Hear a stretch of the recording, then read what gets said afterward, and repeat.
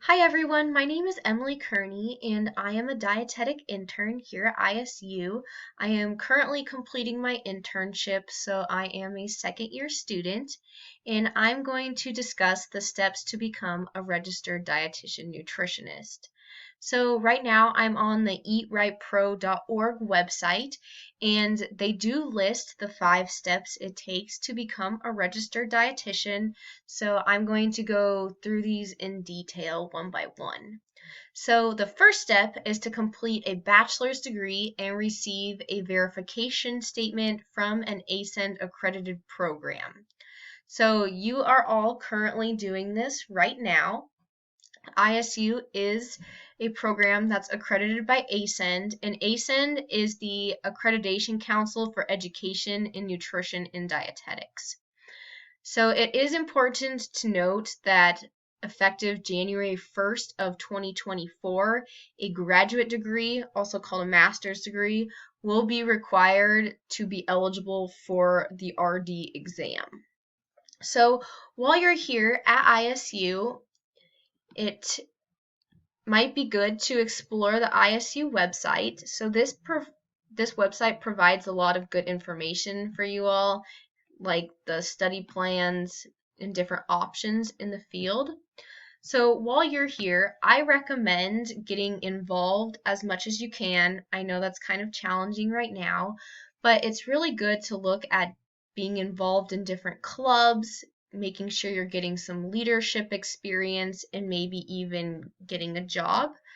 So you're going to want these experiences for when you apply to DICAS for an internship, or if you apply to get a master's degree.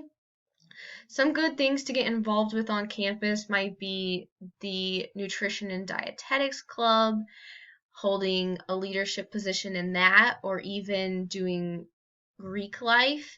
It can also be beneficial to have a job that's related to nutrition. So I know a lot of people that were dietary aides during undergrad or volunteered in different places. I also recommend keeping track of all of the hours you do, because that will be really helpful when you fill out the DICAS applications. Another really good thing is to make sure you're keeping your grades up while you're here.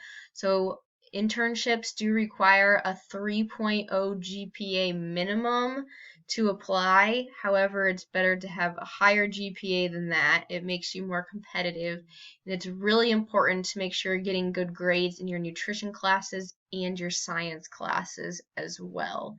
It is also essential to make sure that you have a couple professors that can write you good recommendation letters. So I recommend trying to connect with your professors as much as you can. It's also good to start looking at internships and what the internships you're interested in require. So some of them do require you take the GRE, so it might be good to start preparing for that. The next step after your bachelor's degree is to complete an ASCEND accredited supervised practice.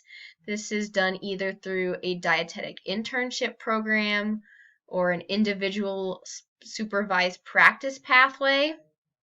Those are also known as ISPs, or doing a coordinated program. For example, ISU's program is coordinated because you get your master's degree and you get your internship done if you do track 1. So with the dietetic internship program, when you start looking at internships, I like to use eatrightpro.org/ASCEND/accredited programs. This website's really nice because you can narrow down what you're looking for. So on the side over here, they have filters where you can filter the degree you want. And then over here, you can pick which state you're interested in looking at, or you don't have to select any. And then the program type. So you can look at dietetic internships or coordinated programs. So we'll do an example. So if you put in coordinated programs and then hit search, it'll bring up all of the accredited coordinated programs. And this website is really nice because it provides the program director's name, phone number, and email that they can be contacted at if you have any questions about the program. It also lists the website. I highly recommend looking through a bunch of their websites and seeing what their program is about, and then what degree you'll get, and then if it's distance or on site. So different dietetic internships have different concentrations. So when you're looking at them, it's important to know what you're interested in. So there's different ones like medical nutrition therapy, clinical, food service, community, public health is a big one. There are a few that do leadership, like ISU, and then pediatrics and geriatrics, and there's also a couple that focus in research. So all of the internships are required to have 1,200 hours of supervised practice, and the programs are able to decide how they want to distribute those hours. So all interns will get experience in the clinical setting, the food service setting, and the community setting. So clinical usually is like hospital or long-term care. Food service is usually hospital or like school nutrition, and then community is usually WIC or extension or outpatient nutrition counseling, something along those lines. It is important to note that many of the internships do require you to pay tuition and possibly other fees. So sometimes it's good to look at programs that offer GA positions, and some of the VA hospitals are also free. They don't require tuition, but they are competitive. So after the internship is completed, the next step is to pass the Commission on Dietetic Registration dietetic exam. So this is what we call the RD exam. The RD exam tests your knowledge on what you've learned throughout your undergraduate studies and throughout your internship, and if you do a master's degree, that too. So the test goes over principles of dietetics, such as food science, supporting sciences, education, and research, the nutrition care for individuals, so clinical MNT nutrition topics, management of food and nutrition program services. So this includes like functions of management, marketing, quality management, and then food service systems.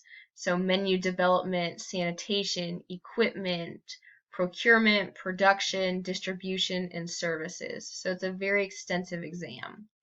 After that, you'll have to get licensure in your state of practice. So 47 states do require licensure, so most likely that will have to be done. And then you will also have to you'll have to maintain education as you are a dietitian. So dietitians are required to do what we call CDRs, and these are just continuing eds, and they are required to do 75 continuing eds every 5 years, which breaks down to 15 a year. And this essentially just makes sure we are up to date on the most recent science so that we can provide the most up-to-date recommendations to our clients and patients. And then when you guys are applying to internships, Eat Right Pro is definitely the best go-to. It's going to be your Bible throughout your time here. So they do have information on D&D and DICAS as well.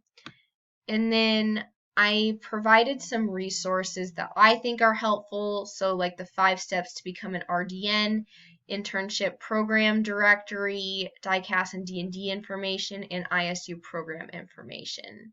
So I hope you guys found this helpful. Have a good time. Good luck.